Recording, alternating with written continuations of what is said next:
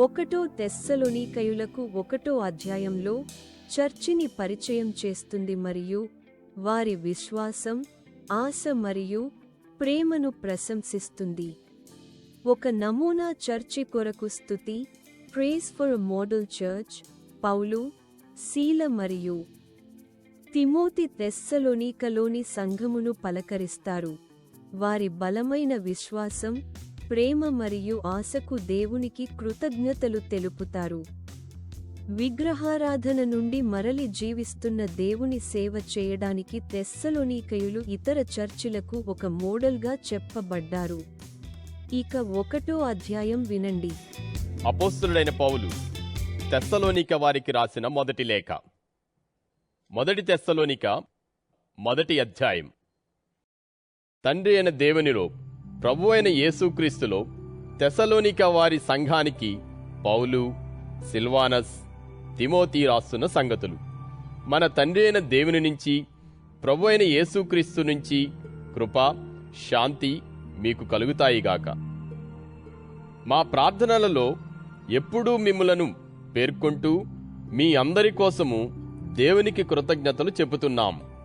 విశ్వాసం వల్ల అయిన మీ పని, ప్రేమపూర్వకమైన మీ ప్రయాసను, మన ప్రభువైన యేసుక్రీస్తు మీది ఆశాభావం వల్ల అయిన మీ ఓర్పును మన తండ్రి అయిన దేవుని సమక్షంలో ఎడతెగకుండా జ్ఞాపకం చేసుకుంటున్నాం. ప్రియ సోదరులారా, దేవుడు మిమ్ములను ఎన్నుకున్న సంగతి మాకు తెలుసు.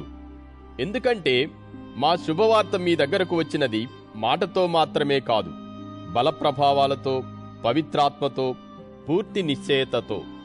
అప్పుడు మీ మధ్య మీ మేలు కోసం ఉన్న మేము ఎలాంటి వారమో మీకే తెలుసు. మీరు చాలా కష్టంలో పవిత్రాత్మ ఇచ్చే ఆనందంతో దేవుని వాక్కు అంగీకరించారు. మమ్ములను, ప్రభువును పోలి ప్రవర్తించడానికి మొదలుపెట్టారు. ఈ విధంగా మీరు మాసిదోనియా, అకయాలో ఉన్న విశ్వాసులందరికీ మాదిరి అయ్యారు. ఎలాగంటే ప్రభువు వాక్కు మీ దగ్గర నుంచి మాసిదోనియా, అకయాలలో వినిపించింది. ఆ ప్రాంతాలలో మాత్రమే కాక దేవుని పట్ల మీ నమ్మకం గురించిన మాట అంతటా మారుమ్రోగింది. గనుక మేమేమీ చెప్పనక్కర్లేదు. మీ మధ్యకు మా ప్రవేశం ఎలాంటిదో మీరు జీవంగల సత్యదేవునికి సేవ చేయడానికి, పరలోకం నుంచి రాబోయే ఆయన కుమారుని కోసం ఎదురు చూడడానికి ఏ విధంగా విగ్రహాలు విడిచిపెట్టి దేవుని వైపు తిరిగారో వారే చెబుతున్నారు. దేవుడు ఆయనను, దేవుని కోపము నుంచి మనల్ని తప్పిస్తున్న యేసును చనిపోయిన వారిలో నుంచి లేపాడు. 1 తెస్సలోనికయులకు 2 మరియు 3 అధ్యాయాలలో పౌలు పరిచర్య మరియు శ్రద్ధ, పాల్స్ మినిస్ట్రీ అండ్ కన్సర్న్. పౌలు తెస్సలోనికలో తన సమయాన్ని గుర్తు చేసుకుంటూ అతని సున్నితమైన, నిజాయితీగల, గౌరవప్రదమైన ప్రవర్తన అతని పరిచర్య యొక్క సమగ్రతను నొక్కి చెబుతాడు. వారికి తండ్రిలా ప్రవర్తిస్తూ భారంగా ఉండకుండా ఉండటానికి, ఆర్థికంగా తనను తాను పోషించుకోవడానికి తాను పనిచేశానని అతను వారికి గుర్తు చేస్తాడు. పౌలు వారిని సందర్శించాలనే తన లోతైన కోరికను వ్యక్తపరుస్తాడు, కాని సాతాను తనను అలా చేయకుండా నిరోధించాడని వివరిస్తాడు. హింస ద్వారా వారి విశ్వాసం మరియు ఓర్పు గురించి వినడానికి అతను ప్రోత్సహించబడ్డాడు. వారి నిరంతర వృద్ధి కోసం అతను ప్రార్థిస్తాడు.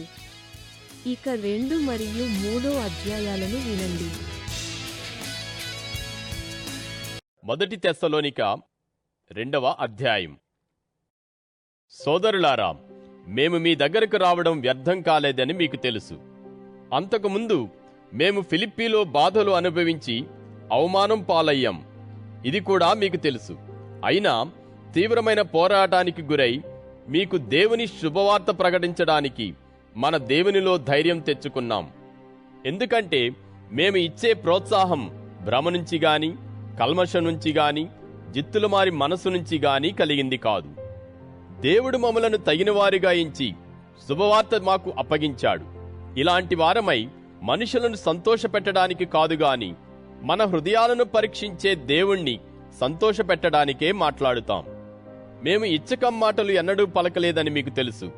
అత్యాశను కప్పివేయడానికి వేషాలు వేసుకోలేదు కూడా. దేవుడే ఇందుకు సాక్షి. అంతేకాదు క్రీస్తు రాయబారులై ఉన్న మాకు అధికారం చేసే హక్కు ఉన్నా మనుషుల వల్ల, మీ వల్ల గాని ఇంకెవరి వల్ల గాని ఘనత కోసం మేము చూడలేదు. కాని పాలిచ్చే తల్లి తన పసిపిల్లలను పోషించినట్టే మేము మీ మధ్య మృదువుగా వ్యవహరించాం. మీరంటే ఇలాంటి వాత్సల్యం ఉంది గనుక మీకు దేవుని శుభవార్త మాత్రమే కాదు, మా ప్రాణాలు కూడా ఇవ్వడానికి సిద్ధంగా ఉన్నాం. మీరంటే మాకు అంత ప్రీతి కలిగింది. సోదరులారా, మా ప్రయాస, కష్టం మీకు జ్ఞాపకమే గదా. మీలో ఎవరికీ భారంగా ఉండకూడదని మేము రాత్రింబగళ్ళు పాటుపడి జీవనం చేస్తూ మీకు దేవుని శుభవార్త ప్రకటించాం. విశ్వాసులైన మీ పట్ల మా ప్రవర్తన ఎంత పవిత్రంగా, నిజాయితీగా, అనింద్యంగా ఉందో దానికి మీరు సాక్షులు. దేవుడు సాక్షి. తన రాజ్యంలోకి, మహిమలోకి మిమ్మల్ని పిలిచిన దేవునికి తగినట్టుగా మీరు నడుచుకోవాలని తండ్రి తన సొంత పిల్లల పట్ల వ్యవహరించినట్టు మీలో ప్రతి ఒక్కరిని ప్రోత్సహిస్తూ, ఓదారుస్తూ, హెచ్చరిస్తూ వచ్చాం. ఈ కారణం చేత కూడా మేము ఎడతెగకుండా దేవునికి కృతజ్ఞతలు చెబుతున్నాం. అంటే మీరు మా చేత దేవుని వాక్కు విని అంగీకరించినప్పుడు అది మనుషుల వాక్కుగా కాక దేవుని వాక్కుగానే అవలంబించారు. అది నిజంగా దేవుని వాక్కే. దాన్ని నమ్ముతున్న మీలో అది పనిచేస్తూ ఉంది కూడా. ఎలాగంటే, సోదరులారా, యూదయ ప్రాంతంలో క్రీస్తు యేసులో ఉన్న దేవుని సంఘాలను పోలి నడుచుకోవడం మీరు మొదలుపెట్టారు. అంటే ఆ సంఘాలు యూదయ వారి చేత అనుభవించే బాధలు మీరు కూడా మీ స్వదేశస్థుల చేత అనుభవించారు. ఆ యూదులు ప్రభువైన యేసును, తమ ప్రవక్తలను చంపారు, మమ్ములను హింసించారు. వారు దేవునికి అయిష్టులు, మనుషులందరికీ ప్రతికూలంగా ఉన్నారు.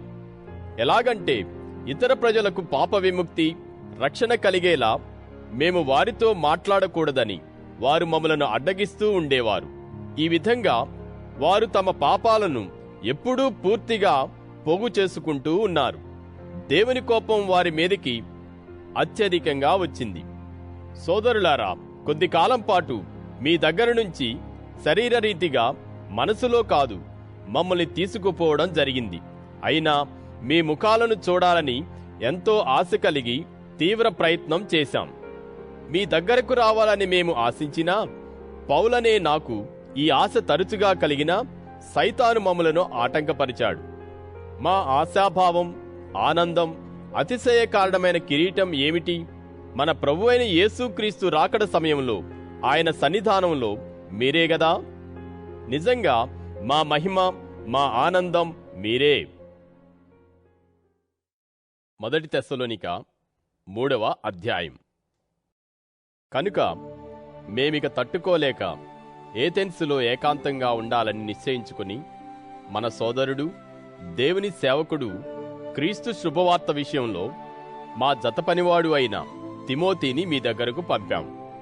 మీలో ఎవరు ఈ బాధల వల్ల కలవరపడకుండా మిమ్ములను మీ విశ్వాస విషయంలో బలపరచడానికి, ప్రోత్సహించడానికి అతణ్ణి పంపాం. కడగండ్లు అనుభవించడం మన విధి అని మీకు తెలుసు. మేము మీతో ఉన్నప్పుడు మనకు బాధలు తప్పవని ముందుగానే చెప్పాం గదా. అలాగే జరిగింది కూడా. ఇది మీకు తెలుసు. ఈ కారణం చేత నేనిక తట్టుకోలేక మీ విశ్వాసం గురించి తెలుసుకుందామని అతణ్ణి పంపాను. ఒకవేళ దుష్ట ప్రేరేపణలు చేసేవాడు మిమ్మల్ని ప్రేరేపించాడేమో అని, మా ప్రయాస వ్యర్థమైపోయిందేమో అని మా ఆందోళన.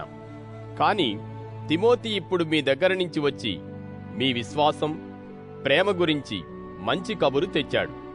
మిమ్ములను చూడడానికి మాకెలా తీవ్ర ఆశ ఉందో అలాగే మమ్ములను చూడడానికి మీకు తీవ్ర ఆశ ఉందని, మీరు ఎప్పుడూ మా గురించి మంచిని జ్ఞాపకం చేసుకుంటున్నారని చెప్పాడు. అందుచేత సోదరులారా, మా బాధలు, కడగండ్లన్నిటిలో మీ విశ్వాసం కారణంగా మీ గురించి మాకు ఓదార్పు కలిగింది. ఎందుకంటే ప్రభువులో మీరు నిలకడగా ఉంటే ఇప్పుడు మేము నిజంగా బ్రతుకుతూ ఉన్నాం.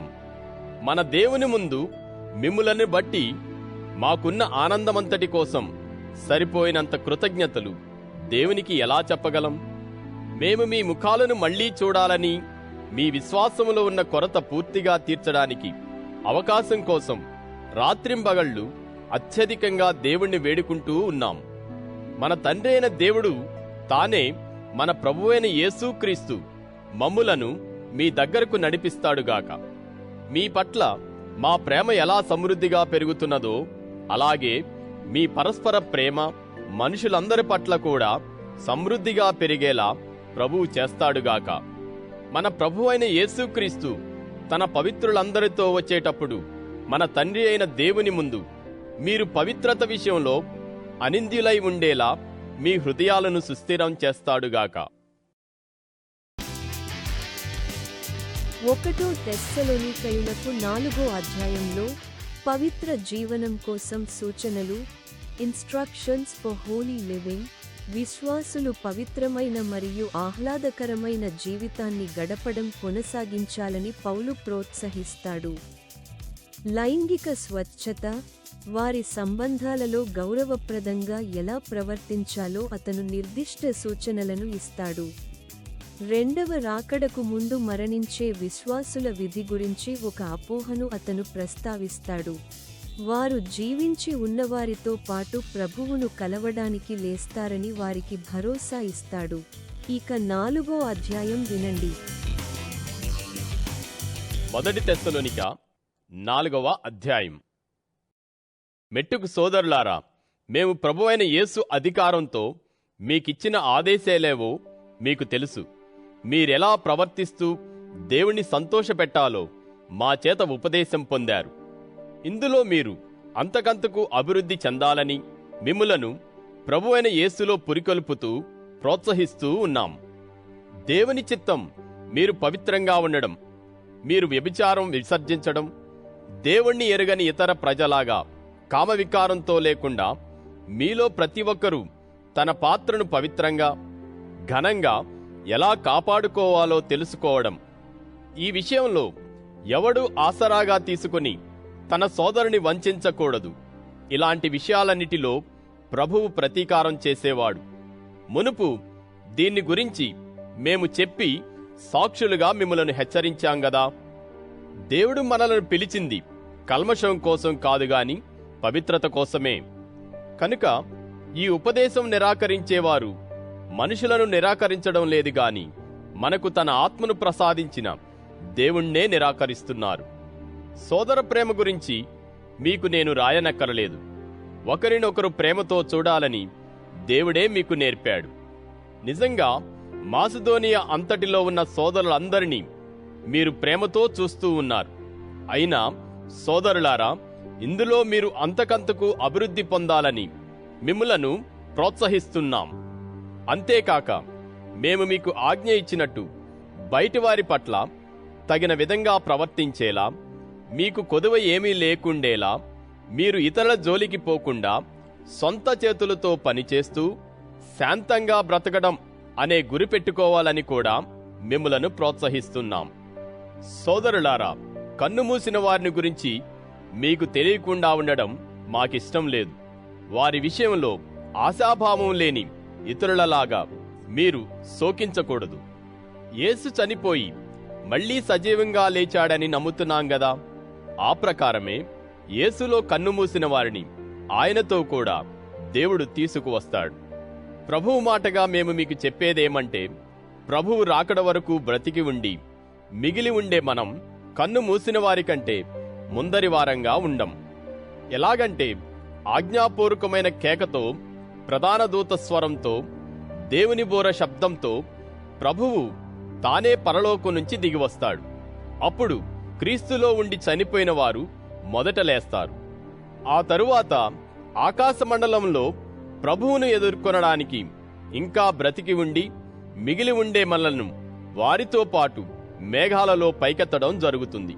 ఈ విధంగా మనం ఎప్పటికీ ప్రభువుతో ఉంటాం. కాబట్టి ఈ మాటల చేత ఒకరినొకరు ఓదార్చుకోండి. 1 తెస్సలోనికయులకు 5వ అధ్యాయంలో ప్రభువు దినానికి సంసిద్ధత, readiness for the day of the Lord. Paul ప్రభువు దినాన్ని దుష్టులకు అకస్మాత్తుగా జరిగే సంఘటనగా వర్ణించాడు. కానీ అది వెలుగు పిల్లలు అయిన విశ్వాసులకు ఆశ్చర్యం కలిగించలేదు. సంసిద్ధత మరియు అప్రమత్తతతో జీవించమని, దేవుని కవచాన్ని ఆర్మర్ ఆఫ్ గాడ్ ధరించమని, అభ్యంతరానికి దారితీసే కార్యకలాపాలను నివారించమని ఆయన వారికి ఆదేశిస్తాడు. ఈ అధ్యాయం చర్చి జీవితానికి సూచనలతో, నాయకులను గౌరవించడం, ఒకరినొకరు ప్రోత్సహించడం మొదలైన వాటితో ముగుస్తుంది. ఇక 5వ అధ్యాయం వినండి. మొదటి తెస్సలోనిక 5వ అధ్యాయం. సోదరులారా, ఆ కాలాలను సమయాలను గురించి నేను మీకు రాయనక్కరలేదు. రాత్రిపూట దొంగ వచ్చినట్టే ప్రభువు దినం వస్తుందని మీకు బాగా తెలుసు. వారు శాంతి భద్రత మనకున్నాయి అని చెప్పుకుంటూ ఉన్నప్పుడు గర్భిణీ స్త్రీకి కాన్పు నొప్పులు వచ్చినట్టు హఠాత్తుగా నాశనం వారి మీదికి వచ్చి పడుతుంది. వారు ఏమాత్రమూ తప్పించుకోరు. అయితే సోదరులారా, ఆ దినం దొంగలాగా మీ మీదికి రావడానికి మీరు చీకటిలో లేరు. మీరంతా వెలుగు సంతానం, పగటి సంతానం. మనం రాత్రికి చీకటికి చెందినవారం కాము. కనుక నిద్రపోయిన ఇతరులలాగా కాక, మత్తులం కాక మెళకువగా ఉందాం. నిద్రపోయేవారు నిద్రపోయేది రాత్రివేళ, త్రాగి మత్తిల్లేవారు మత్తిల్లేది రాత్రివేళ. మనం పగటికి చెందిన వారమై ఉండి మత్తులం కాకుండా ఉందాం. విశ్వాసం, ప్రేమ అనే ఛాతీ కవచం, విముక్తి కోసమైన ఆశాభావం అనే శిరస్త్రాణం ధరించుకుందాం. ఎందుకంటే దేవుడు మనలను నియమించినది మన ప్రభువైన యేసుక్రీస్తు ద్వారా రక్షణ పొందడానికే గాని కోపానికి కాదు. మనం కన్ను తెరిచి ఉన్నా, కన్ను మూసినా తనతో బ్రతకాలని క్రీస్తు మన కోసం చనిపోయాడు. అందుచేత మీరిప్పుడు చేస్తున్న విధంగానే ఒకరికొకరు ప్రోత్సాహం, అభివృద్ధి కలిగించుకోండి. సోదరులారా, మీ మధ్య ప్రయాసపడుతూ ప్రభువులో మీ మీద నాయకత్వం వహించి మీకు బుద్ధి చెబుతూ ఉన్నవారిని గుర్తించి వారి పనిని బట్టి వారిని ప్రేమభావంతో గొప్పగా గౌరవించండని మిమ్మల్ని కోరుతున్నాం. ఒకరితో ఒకరు సమాధానంగా ఉండండి. సోదరులారా, అక్రమంగా ప్రవర్తించే వారిని హెచ్చరించండి. కృంగిపోయిన వారిని ప్రోత్సహించండి. దుర్బలులకు సహాయం చేయండి. అందరి పట్ల ఓర్పు చూపండి. ఎవరికైనా అపకారానికి అపకారం చేయకుండా చూచుకోండి. ఒకరికొకరు మనుషులందరికీ మేలైన దాన్ని అనుసరించండి. ఎప్పుడూ ఆనందిస్తూ ఉండండి. ఎడతెరిపి లేకుండా ప్రార్థన చేస్తూ ఉండండి. అన్ని పరిస్థితులలోనూ దేవునికి కృతజ్ఞతలు చెబుతూ ఉండండి. ఇది మీ గురించి క్రీస్తు యేసులో దేవుని చిత్తం. దేవుని ఆత్మను ఆర్పకండి. దేవుని మూలంగా పలికే వాటిని తృణీకరించకండి. అన్నిటినీ పరీక్షించండి. మంచి వాటిని చేపట్టి ఉండండి. ప్రతి విధమైన దుష్టత్వాన్ని విసర్జించండి. శాంతి ప్రదాత దేవుడు తానే మిమ్ములను పూర్తిగా పవిత్రపరుస్తాడుగాక. మన ప్రభువైన యేసుక్రీస్తు వచ్చేటప్పుడు మీ ఆత్మ, ప్రాణం, శరీరం యావత్తు నిందారహితంగా ఉండేలా ఆయన మిమ్మల్ని కాపాడుతాడుగాక. మిమ్ములను పిలిచినవాడు నమ్మకమైనవాడు. ఆయన అలా చేస్తాడు. సోదరులారా, మా కోసం ప్రార్థన చేయండి. సోదరులందరికీ పవిత్రమైన ముద్దు పెట్టి అభివందనాలు చెప్పండి. ఈ ఉత్తరం పవిత్ర సోదరులందరికీ చదివి వినిపించాలని ప్రభువు పేర నేను మీకు ఆదేశమిస్తున్నాను. మన ప్రభువైన యేసుక్రీస్తు కృప మీకు తోడై ఉంటుందిగాక. తథాస్తు.